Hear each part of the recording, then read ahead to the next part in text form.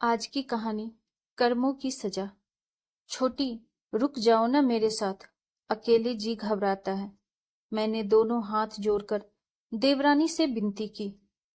उत्तर में संजय ने कहा, बड़ी भाभी, शकुन अपना अपमान नहीं भूली।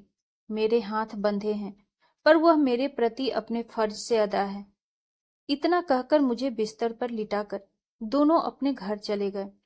मैं घर की बड़ी बहू हूं।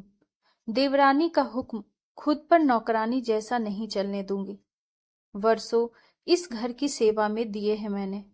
आपको होश भी है कि किसकी क्या जरूरत है घर में? शकुन ने प्रति उत्तर में कहा। बाबू के बाद अम्मा बीमार थीं। मैंने अम्मा की ओर देखा। वो बेबसी से बोली, अजय की बहू, हमने पहले भी हाथ जोड़कर कहा था, घर में अपनी जगह और दायित्व तो समझो, वरना आने वाले समय में नौकरानी जितनी इज्जत भी न रहेगी। अपने बिस्तर पर लेटे हुए चौंक कर मैंने आवाज की दिशा में देखा तो पाया घर की हर ईंट और छत में अम्मा जी की आवाज कानों में गूंज उठी। इतने सन्नाटे और घर में खामोशी पसरी होने के बाद भी ये आवाजें तेज से तेजतर होती गई। नहीं, मैंने घबराकर अपने कानों पर हाथ रख लिए, पर उनकी आवाज पूरी ताकत से मेरे कानों को चीरती जा रही थी। इंसान के दुनिया से चले जाने के बाद भी उसकी आवाजें खामोशी में बड़ा शोर करती है। न चाहते हुए भी कभी अम्मा जी और बाबू जी के बेबस चेहरे मेरे सामने बार बार आते थे। मेरा जमीर मुझे शर्मिंदा करता और मन बार बार मौत की इच्छा करता। पर इस घर में अपने कर्मों का फल भोगने के लिए मेरा जीवित रहना जरूरी भी था। मैं पुष्पलता हूं, इस वीरान और बेजान से घर में रहने वाली अकेली जीवित और शापित सदस्य। किसी ने सच कहा है कि हमारे कर्मों का हिसाब यहीं होता है और बिना अदा किए रिहाई नहीं मिलती जीवन की कैद से। मैं हमेशा से ऐसी ही थी, बेहद लाड़ दुलार में पली, रूप गर्विता, जिसे अहम भी था उसे रूप पर। माँ बचपन में ही गुजर गई थी और जिस घर में दुल्हन बनकर आई वह बहुत संपन्न था और मैं थी उस घर की सबसे बड़ी बहू। मेरी सास के जो पैर जमीन पर न पड़ते थे मेरे बलाएं लेते हुए, वो स्वयं भी इस घर की बड़ी बहू जो थी उस पर अपने देवरों और ननद की माँ समान बड़ी भाभी थी। सुनने में आता था कि उन्होंने ही सबका पालन पोषण किया था, क्योंकि बिना सास की ससुराल थी उनकी। घर की पुरानी पीढ़ी की बड़ी भाभी अब सास की नई भूमिका में आ चुकी थी और नई पीढ़ी की बड़ी बहू यानी मुझको अपने बरसों की जोरी विरासत सौंपने को आतुर थी। परिवार की जड़ रसोई होती है।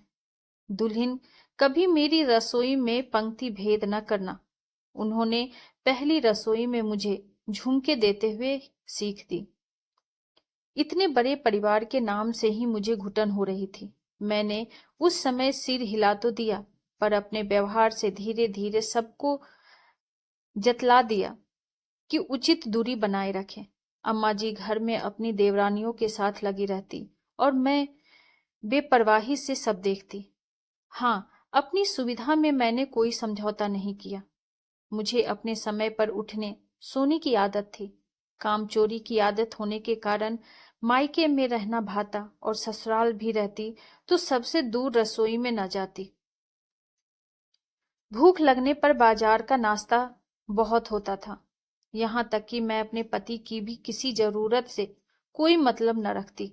धीरे धीरे घर वाले मेरे लापरवाह रवैये से मुझसे दूर होने लगे। मुझे अपने पति अजय की भी विशेष तमन्ना न थी। मेरा रूप उन्हें मेरे पास ले ही आता था। कुछ वर्षों में मैं एक एक करके 3 बच्चों की माँ भी बन गई, पर वो भी मेरी तरह संयुक्त परिवार की जिम्मेदारी बन गए अम्मा की। मेरे रवैये पे कोई अंतर न आया। अजय अब घर कम आते, पर मुझे फर्क न पड़ता।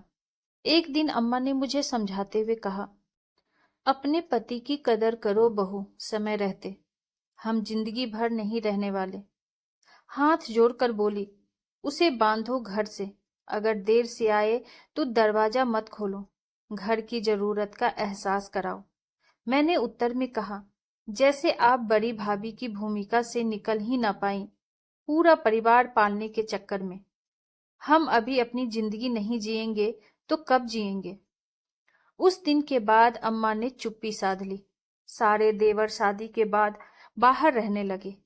एक को छोड़कर देवरानी ने पहले कर्तव्य निभाए, अपने और मेरे हिस्से के। अब धीरे धीरे अधिकार भी उसके हिस्से में जाने लगे। न अजय के बहके कदम संभले और न मेरा गैर जिम्मेदाराना रवैया।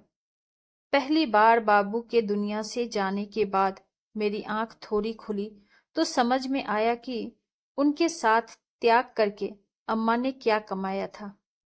उनकी बात काटने का साहस किसी में ना था, पर बाबू के जमाने वाला ऐसो आराम अब न था। मुझे भी अब परिवार की जरूरत के लिए कमरे से बाहर निकलना मंजूर होने लगा था। अब मुझे कमी के साथ असुरक्षित भी महसूस होने लगा था। मुझे बड़ी बहू होकर देवरानी के आदेश पर चलना मंजूर न था। उसको मैंने लड़ झगड़ कर बंटवारा और घर खाली करने पर मजबूर कर दिया। एक चाकू लेने की भी मोहलत न दी। पहली बार घर छोड़ते वक्त अम्मा ने कहा, बड़ी भाभी माँ दाखिल होती है, छोड़ दे संजय, तू सब कर लेगा।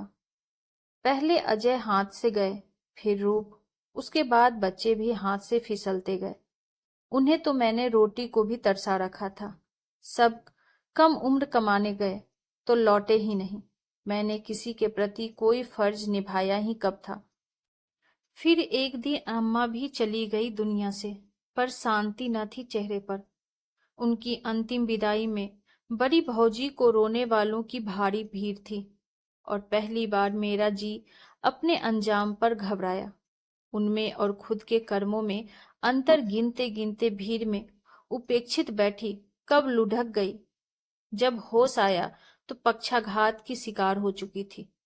अम्मा से खुद की तुलना करने पर बस एक ही मिली, हम दोनों की ओहदे में बड़ी भाभी थे, अंतर कर्तव्यों का था। आपको हमारी ये कहानी कैसी लगी कमेंट बॉक्स में जरूर बताइए और ऐसी ही ढेरों सारी कहानियों के लिए वीडियो को लाइक, शेयर और चैनल पे नए हैं तो सब्सक्राइब करना ना भूलें। Thank you.